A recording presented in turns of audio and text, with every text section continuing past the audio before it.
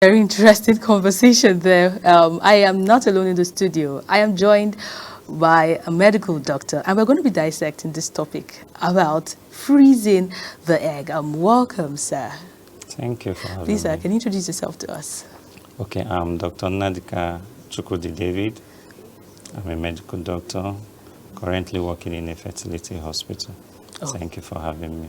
okay, you're very much welcome, sir. So, you listen to this conversation. I don't know how many Nigerians are aware, or Nigerian women are aware of this topic of freezing egg. What do you have to say? Or maybe you just give us more enlightenment about what it is, what it is, what is it exactly? What does it mean when they say freezing of egg? Please educate us. Now, when you talk about freezing of egg, in a simple terms, what it simply means is trying to preserve the woman's egg for the future. So that anytime she wants to get pregnant, she wants to have her babies, the eggs can be reused for. Okay, so is it, when you say preserving the eggs, can anybody freeze their egg? Yes, women generally in their early 20s and early 30s can freeze their eggs. Okay, so how long can these eggs be preserved?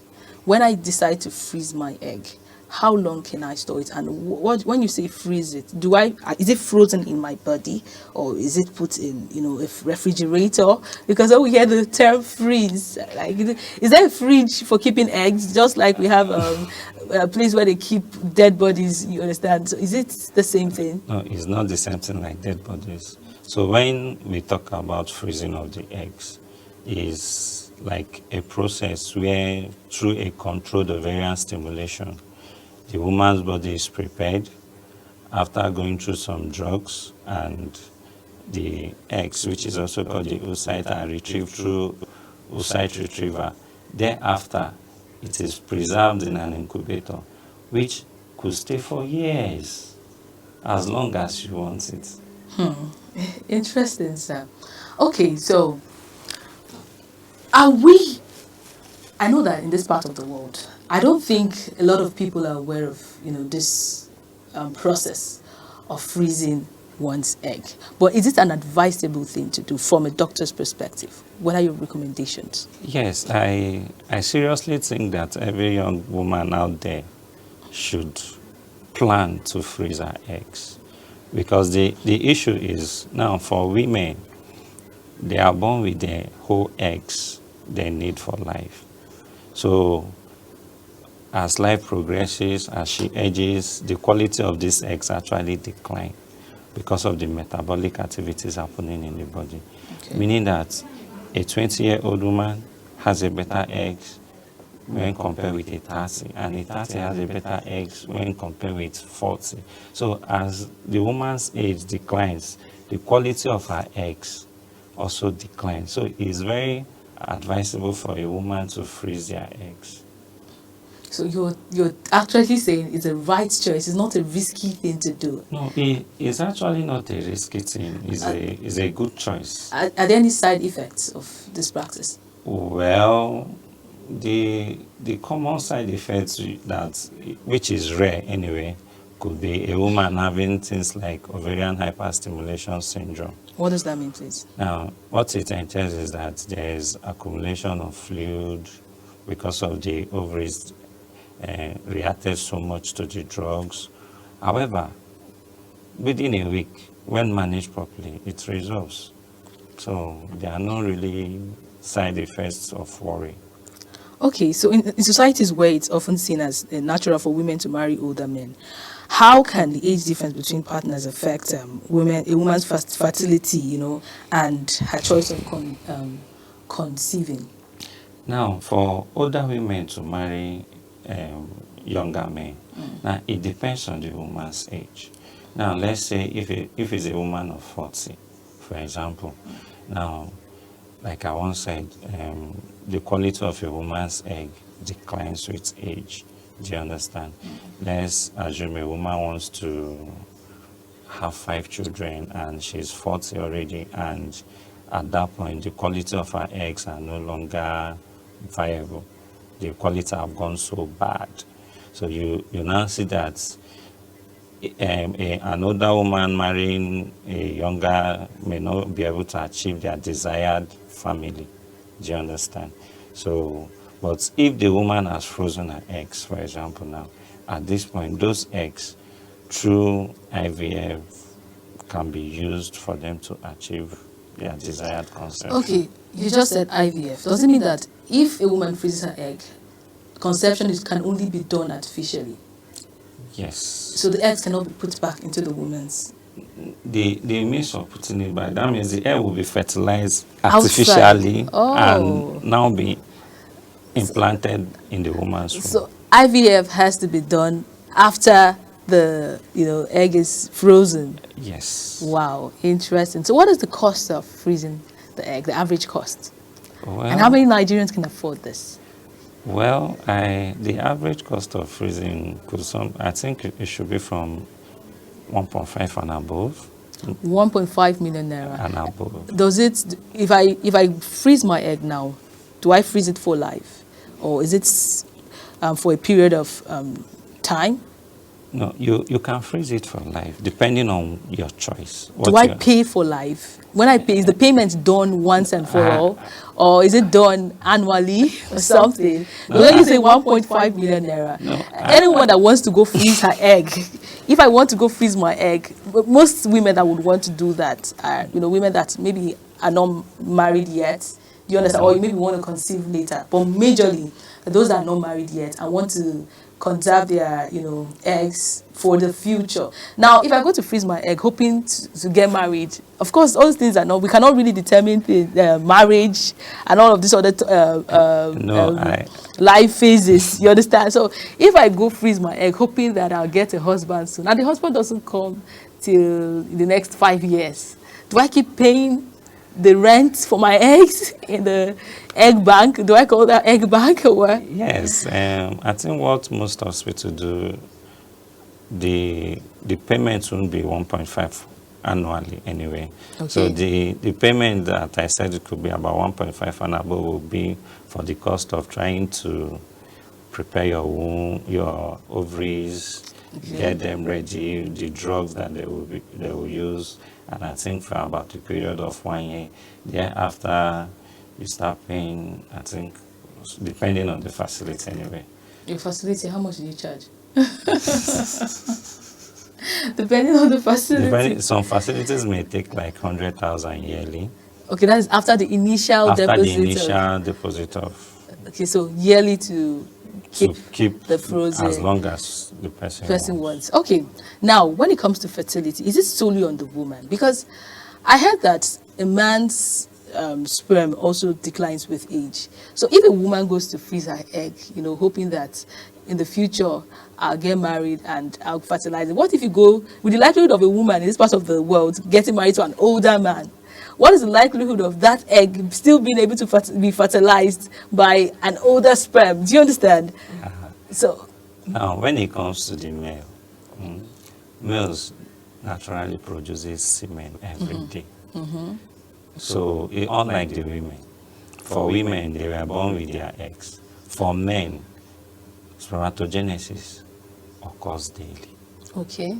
It's just that the period of maturation, it takes about 3 to 4 months for the sperm to get matured.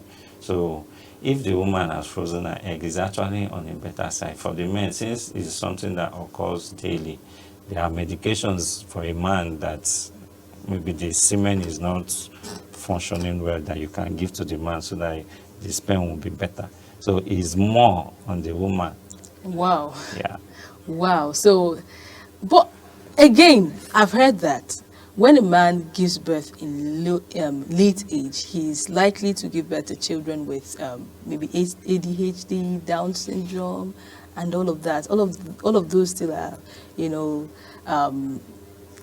resultant effect of age. No, I don't think it's more on the men's side though, because yes, it's possible that an aged man might have ADHD child, but what of the woman? How old is the woman? Because the quality of her eggs actually plays a vital role when it comes to chromosomal malformations. And that is the essence why it's advised for women to freeze. Now, for a man, he can take supplements and come on, the sperms will be okay. That situation is more with the quality of a woman's egg. Okay, so what are the emotional side effects of all of this? Are there any side effects? Because I know that as a woman, when you're going through the family planning phase, a woman that's already given birth, that whole um, process, sometimes affects the hormone and affects you. Well, And you see her having mood swings here and there. Does it also play when she's yes. trying When you are trying to do all the process because of the drugs, some women may come down with hot flushes, mood swings, some may be gaining weight gains and all that. So you see, yeah, it has a lot. Can you give us an image of the process of freezing the egg and the time frame? Now, usually, if a woman is to freeze her eggs, so at first, we want to look at her hormone profile to know what the hormones looks like and be sure that everything are fine.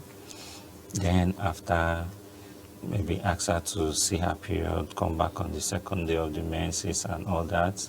Then now start what we call controlled ovarian stimulation.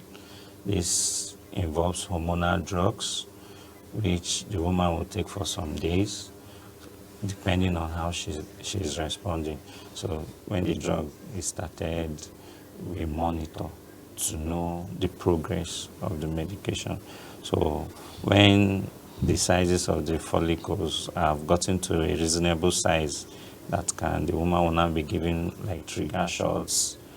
Then after the egg retrieval process, so after which it will now be frozen. That is within the space of how many months or days? No, it is, let's say within a month, all this can be achieved. Within 1 month? Yeah. And then what is the success rate?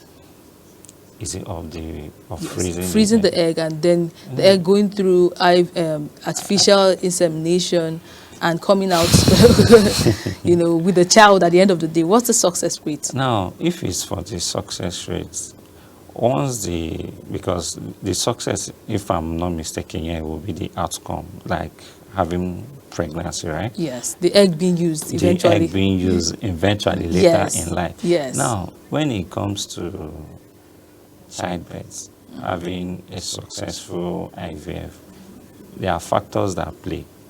Now, one of those factors is the quality of the embryo, which freezing will help give a good quality embryo. Do you understand? And it's depending on the age you froze. Yes, depending on the age you froze. That's why we advise they freeze early, at least. What age? Within their 20s or Wow. early 30s. Most people under 20s are still under their parents. So if I go tell my mom, No, as a within 20-year-old, their 20s. how would a typical, anyways, let's finish with that conversation. Then I'll go to the next question because let's go, sir. Okay. So now, as I was saying, so the quality of the embryo with freezing, that will help to generate a good quality embryo. Then the second quality is now the quality of the womb.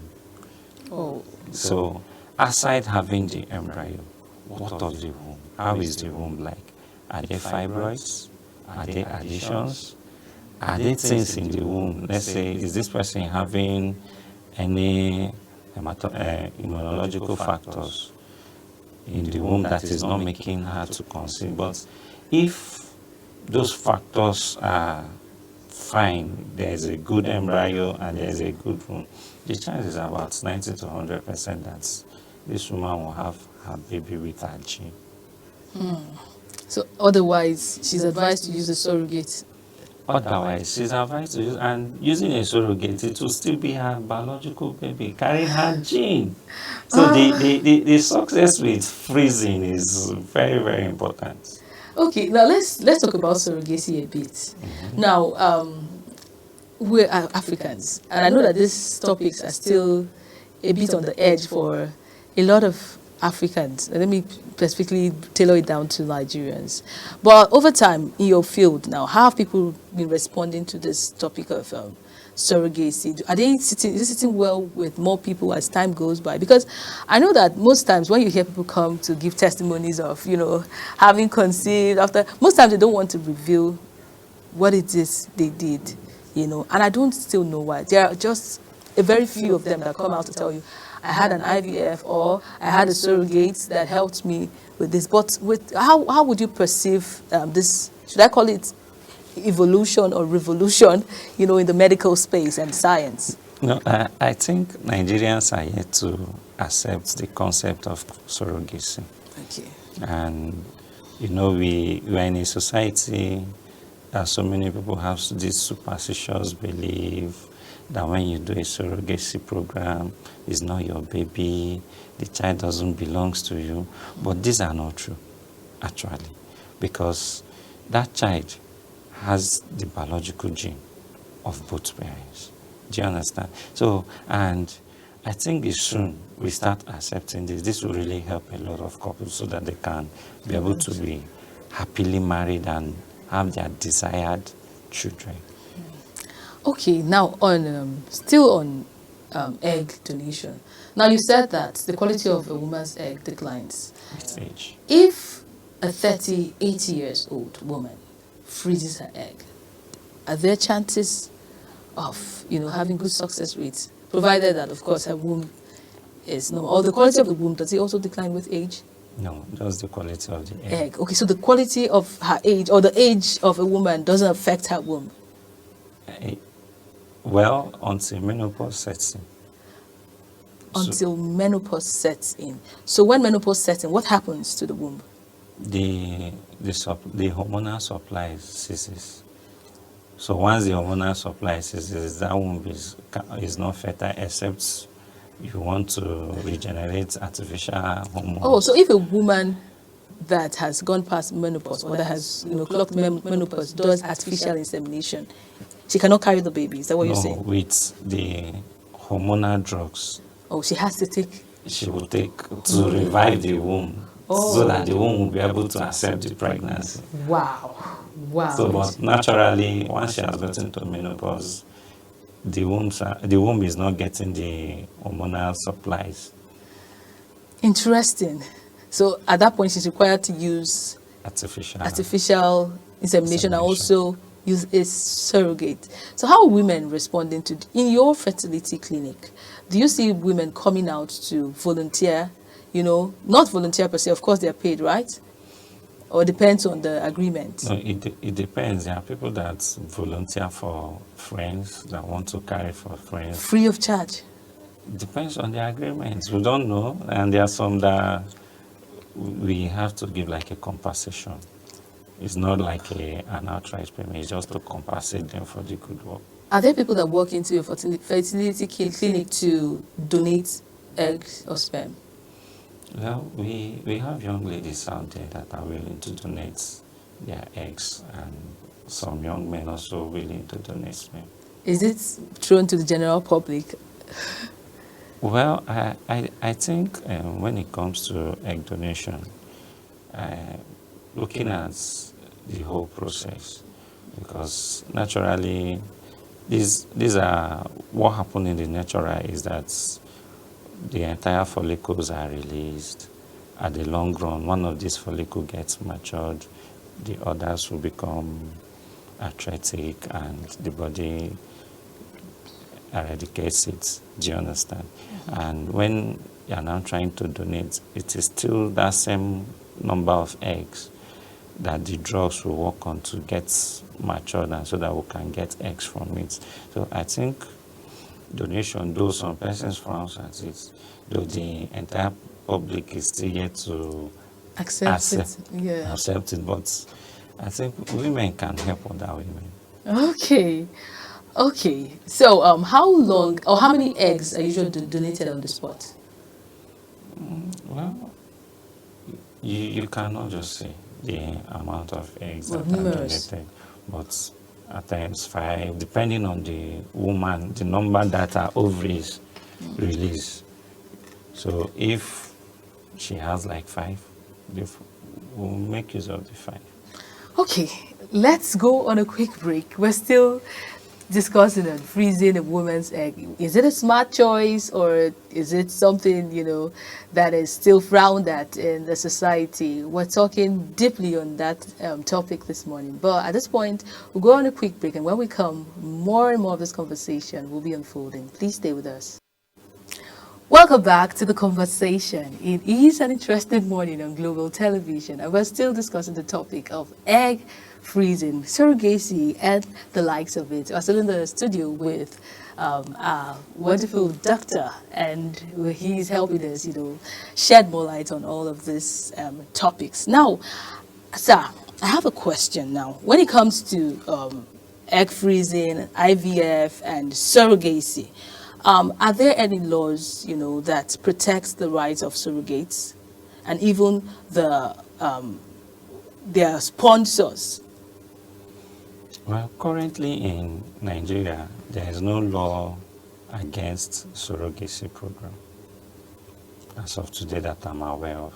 What about measures to put in place so that nobody is? Because I've heard of situations where a surrogate carries pregnancy to full term, and at that point of delivery, she gets emotionally attached to the baby and doesn't want to release the baby. So in that situation, what is usually done? I think what usually happens is that the surrogate and the intended parents, they have some legal agreements that is binding to each of them, so that the surrogate knows that, okay, I'm here just to carry this baby.